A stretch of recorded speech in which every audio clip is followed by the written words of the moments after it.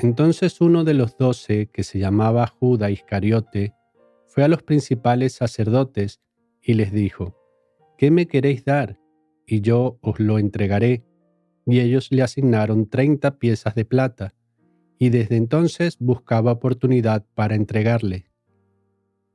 Probablemente has escuchado un refrán que nos dice que la historia se repite. Esto básicamente significa que a medida que pasa el tiempo, algunos eventos vuelven a ocurrir de manera parecida. Y este patrón también lo podemos conseguir en las Escrituras. Hay personas que piensan que las profecías bíblicas están todas cumplidas y que solo nos queda aguardar el regreso del Mesías. Pero él mismo dijo que no había venido para anular la ley ni los profetas, lo que nos indica que tanto la ley como los profetas siguen vigentes hasta el fin de los tiempos. Y en esta presentación vamos a ver un paralelismo en la venta de Joseph como esclavo por Judá, al igual que nuestro Mesías fue vendido por Judá, mejor conocido como Judas, y que así como la descendencia de Joseph se separó de la descendencia de Judá después de la muerte del rey Salomón, lo que se asemeja a la separación de Joseph y Judá, que veremos en esta parashá, volverán a juntarse cuando nuestro Mesías regrese, así como Joseph y Judá se juntaron en Egipto.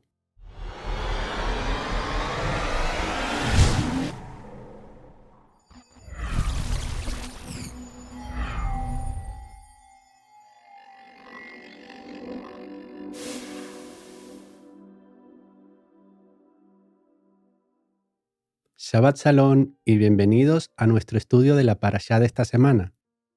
En esta oportunidad vamos a estudiar la porción que encontramos en el libro de Bereshit del capítulo 37 al capítulo 40.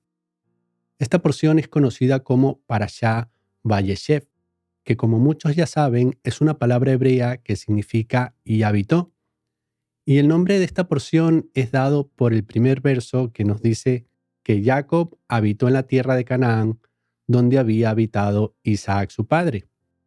Y a continuación el texto nos menciona que Joseph tenía 17 años en ese momento de la historia y que apacentaba las ovejas junto a sus hermanos, y en los versos 3 y 4 se menciona cómo Joseph era valorado por su padre y por sus hermanos.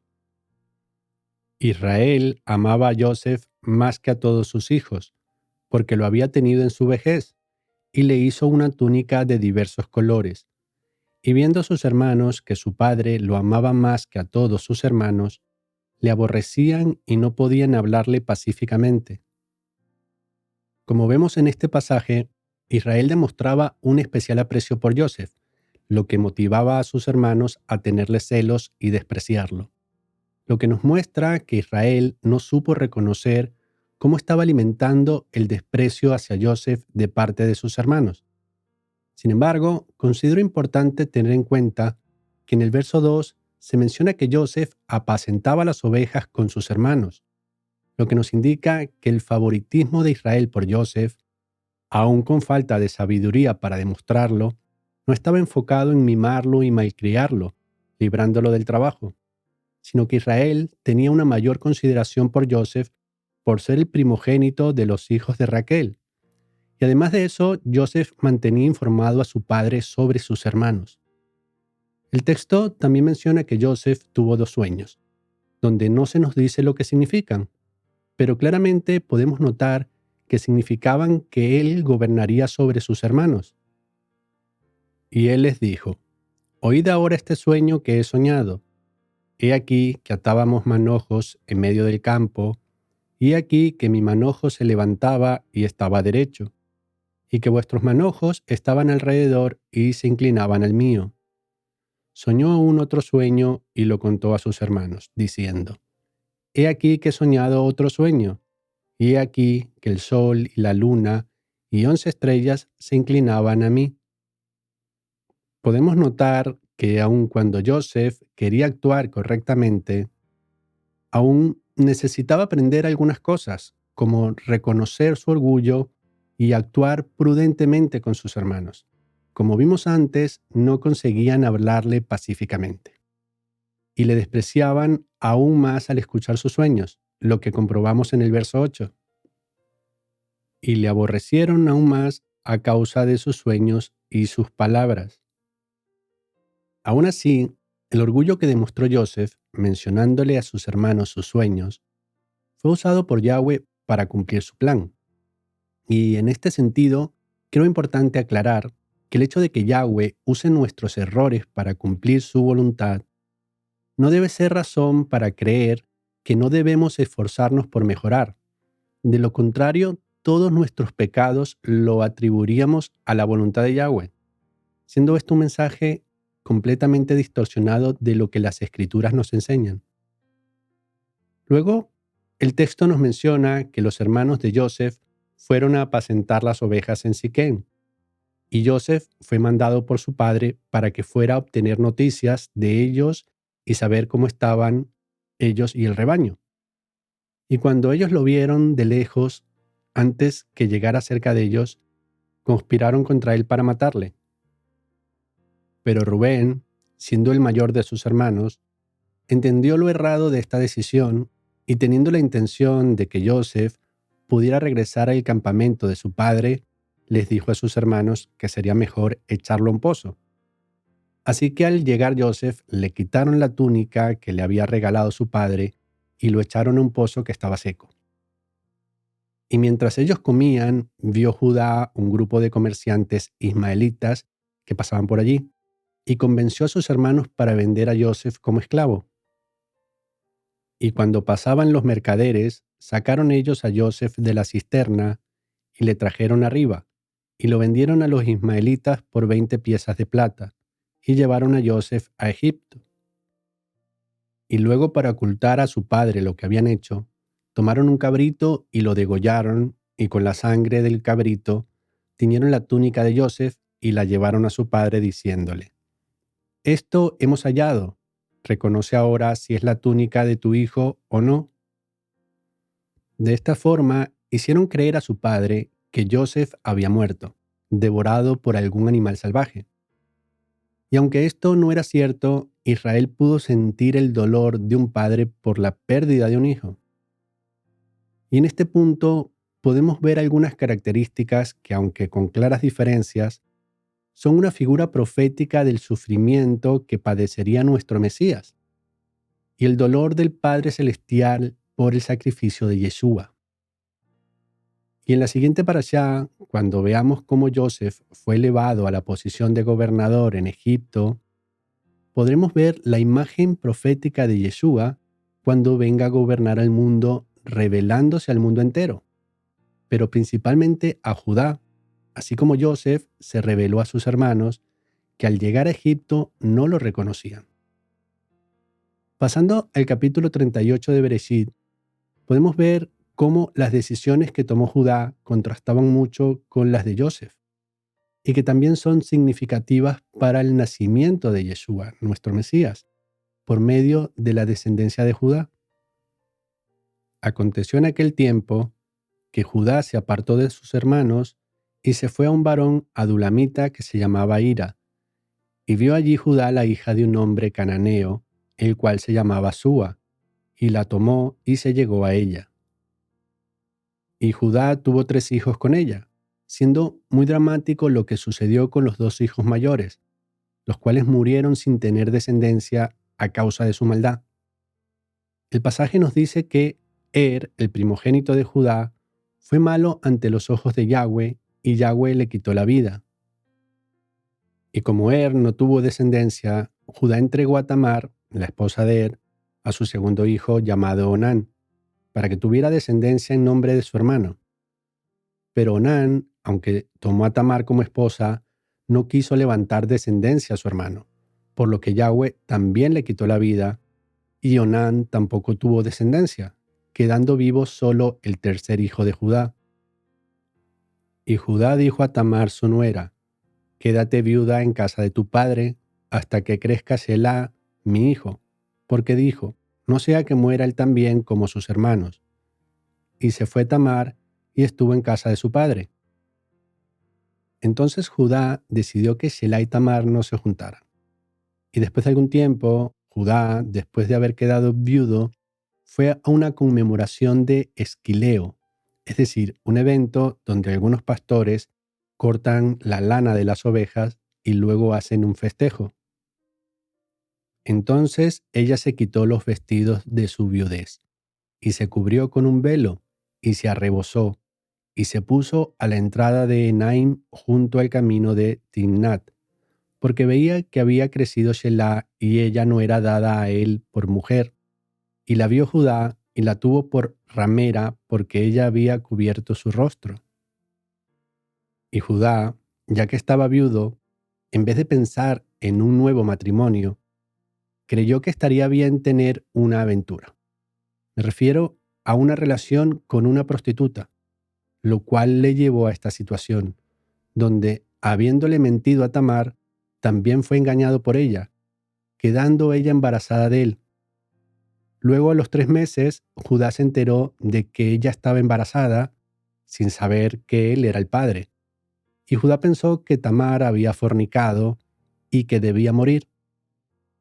Lo que me recuerda la exhortación de nuestro Mesías que está registrada en Mateo 7:3. ¿Y por qué miras la paja que está en el ojo de tu hermano y no echas de ver la viga que está en tu propio ojo?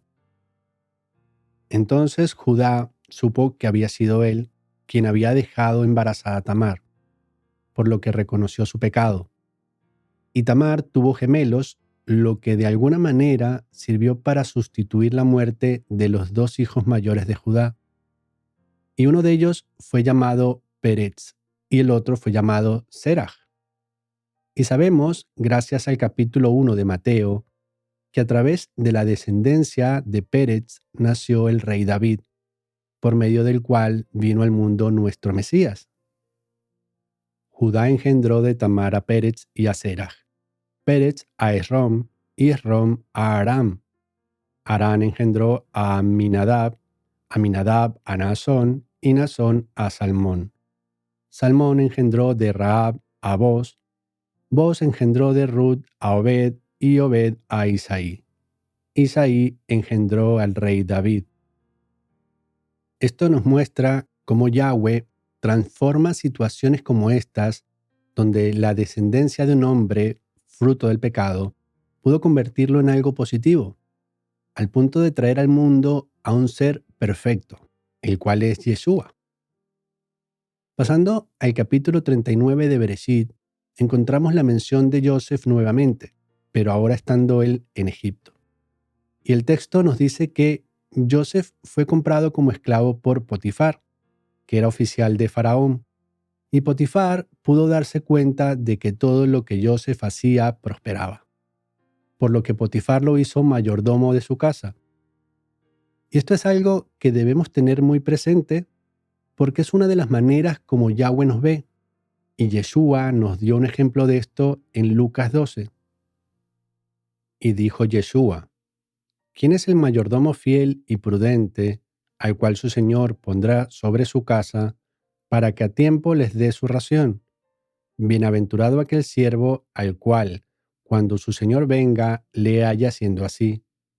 En verdad os digo que le pondrá sobre todos sus bienes. Con esto podemos entender que Joseph no dejó que su situación lo desanimara, sino que él se seguía esforzando por hacer las cosas de la mejor forma que podía. Y es que muchas veces las personas, debido a su orgullo, su ego o sus pasiones, no quieren ser realmente siervos, como somos llamados a ser conforme nos enseña la Escritura. Muchos usan el término Señor para referirse a Yahweh y a Yeshua, y no se preocupan en comportarse realmente como siervos. Y creo que muchas de esas personas no creen en la necesidad de comportarse como tal, porque la Escritura dice que Yeshua nos hizo libres y que ya no somos más esclavos. Pero esa libertad no se refiere a vivir de la manera que más nos guste, sino que esa libertad está relacionada a la atadura del pecado. Y cuando Yeshua nos hace libres del pecado, nos transforma en siervos de su Padre. Por esto es tan importante vernos reflejados en la vida de Joseph. Y es importante entender también que aun cuando nos esforcemos por servir a Yahweh de la mejor manera que podamos, lo que es fundamental para un discípulo de Yeshua, no debemos asumir que todo nos irá bien, teniendo en cuenta lo que le sucedió a Joseph a medida que servía a Potifar. Miremos otra situación por la que Joseph tuvo que pasar. Aconteció después de esto que la mujer de su amo puso sus ojos en Joseph y dijo: «Duerme conmigo». Y él no quiso. Y dijo a la mujer de su amo: «He aquí que mi señor no se preocupa conmigo de lo que hay en casa, y ha puesto en mi mano todo lo que tiene. No hay otro mayor que yo en esta casa, y ninguna cosa me ha reservado sino a ti, por cuanto tú eres su mujer. ¿Cómo pues haría yo este grande mal y pecaría contra Elohim?». Como acabamos de leer, Joseph tenía claro que no estaba bien tener intimidad con la esposa de Potifar, y tomó la decisión correcta de rechazarla. Sin embargo, esto no fue suficiente para evitar que la mujer siguiera acosándolo, sino que ella, atraída por la apariencia de Joseph y llena de lujuria, seguía insistiendo en acostarse con él. Y aprovechando un día que Joseph se encontraba solo en la casa, consiguió acercarse a él y sujetarle de la ropa, volviendo a pedirle que se acostara con ella, haciendo que Joseph huyera dejando su ropa en las manos de la mujer, por lo que la mujer, sintiéndose rechazada, aprovechó que tenía en su poder la ropa de Joseph para acusarlo de que quiso acostarse con ella, y que la razón por la cual no lo hizo es porque ella gritó pidiendo auxilio.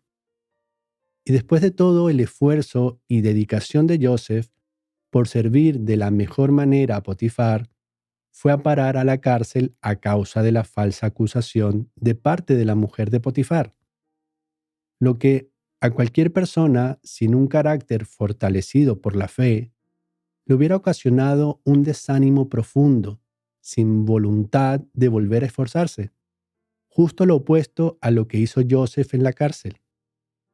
De manera que Yahweh le dio favor a Joseph para que el jefe de la cárcel viera el valor que Joseph tenía. Y el jefe de la cárcel entregó en manos de Joseph el cuidado de todos los presos que había en aquella prisión. Todo lo que se hacía allí, él lo hacía. No necesitaba atender el jefe de la cárcel cosa alguna de las que estaban al cuidado de Joseph, porque Yahweh estaba con Joseph y lo que él hacía, Yahweh lo prosperaba. Habiendo Joseph pasado de ser el favorito de su padre a servir como esclavo y luego ser puesto en prisión, no se desanimó y pasó las pruebas que Yahweh permitió en su vida de la manera correcta. Y cuando leemos el capítulo 40 de Bereshit, vemos cómo las circunstancias se estaban dando para que Joseph pasara de ser un simple preso a ser gobernador de Egipto. Pero antes de continuar, quiero que nos demos cuenta de que Joseph no habría podido enfrentar todo esto con buen ánimo si no tuviera una fe verdadera, entregando todas sus cargas a Yahweh y dejando que Yahweh lo fortaleciera en el espíritu. Y para que Joseph pudiera salir de la cárcel, sucedió que antes fueron a parar allí el copero y el panadero del rey. Y el capitán de la guardia encargó de ellos a Joseph, y él les servía, y estuvieron días en la prisión. Y ambos, el copero y el panadero del rey de Egipto, que estaban arrestados en la prisión, tuvieron un sueño, cada uno su propio sueño en una misma noche, cada uno con su propio significado. Y como nos dice el texto, Joseph les reveló su significado. Y con esto quiero que notemos la relevancia que tienen algunos sueños, y cómo Joseph años atrás mencionó sus sueños a su padre y a sus hermanos. Y aunque posiblemente todos entendieran el significado, no estaba claro cómo sucedería, por lo que podemos pensar que Joseph, aún entendiendo el sueño, no había tenido revelación del mismo. Y esto es importante tenerlo en cuenta porque a muchos les gusta especular con aquello que sueñan, pero la revelación de cada sueño no debe hacerse a través de suposiciones, sino que debe haber una revelación clara de parte de Yahweh. Y quiero resaltar lo que Joseph respondió al copero y al panadero cuando ellos le dijeron: hemos tenido un sueño y no hay quien lo interprete. Entonces le dijo Joseph: ¿no son de Elohim las interpretaciones? Esto nos muestra cómo, aún lejos de su padre, Joseph mantenía una verdadera fe, teniendo presente que Yahweh era el que le fortalecía en todas las pruebas por las que estaba pasando, y que Yahweh es quien puede revelar los sueños, por lo que cada sueño que podamos tener y que entendamos que es un mensaje de Yahweh no debe ser interpretado a la ligera, especulando con su significado, solo porque la interpretación nos agrade, sino que debemos ponerlo en oración y esperar que Yahweh nos dé la revelación que en ocasiones es dada a través de alguien más. Y sabiendo que la interpretación de los sueños contados a Joseph fue que el panadero, después de 3 días, sería condenado a la horca y que el copero sería restituido a su puesto, dijo Joseph al copero que no se olvidara de él cuando estuviera delante de Faraón, lo que demoró algún tiempo. Y así termina el pasaje, continuando la historia en la siguiente parashá. Y como hemos visto hasta aquí, para que Joseph pudiera cumplir el propósito que Yahweh tenía con él, tuvo que ser vendido, y esto tiene un gran paralelismo con lo registrado en Mateo 26.